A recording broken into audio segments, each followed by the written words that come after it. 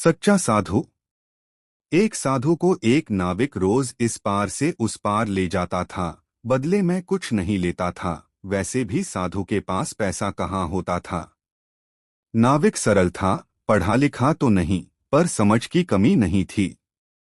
साधु रास्ते में ज्ञान की बात कहते, कभी भगवान की सर्वव्यापकता बताते और कभी अर्थसहित श्रीमद् भगवद गीता के श्लोक सुनाते। नाविक मछुआरा बड़े ध्यान से सुनता और बाबा की बात हृदय में बैठा लेता। एक दिन उस पार उतरने पर साधु नाविक को कुटिया में ले गए और बोले, वत्स, मैं पहले व्यापारी था, धन तो कमाया था, पर अपने परिवार को आपदा से नहीं बचा पाया था। अब ये धन मेरे किसी का काम का नहीं, तुम ले लो, तुम्हारा जीवन संवर जाएगा, तेरे परिवार का भी भला हो जाएगा। नहीं बाबाजी, मैं ये धन नहीं ले सकता।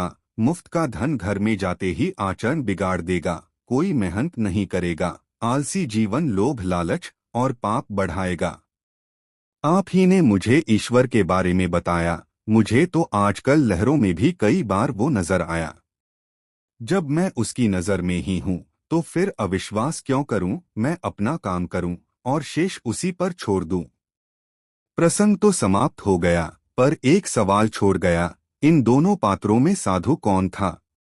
एक वो था जिसने दूह खाया तो भगवा पहना, संन्यास लिया, धर्म ग्रंथों का अध्ययन किया, याद किया और समझाने लायक स्थिति में भी आ गया, फिर भी धन की ममता नहीं छोड़ पाया, सुपात्र की तलाश करता रहा। और दूसरी तरफ वो निर्धन नाविक, सुबह खा लिया तो शाम का पता नहीं, फिर भी पराये धन के प्रति कोई ललक नहीं।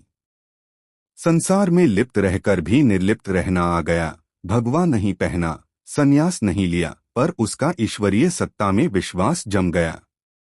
श्रीमद् भगवद गीता के श्लोक को न केवल समझा बल्कि उन्हें व्यवहारिक जीवन में कैसे उतारना है ये सीख गया और पल भर में धन के मोह को ठुकरा गया।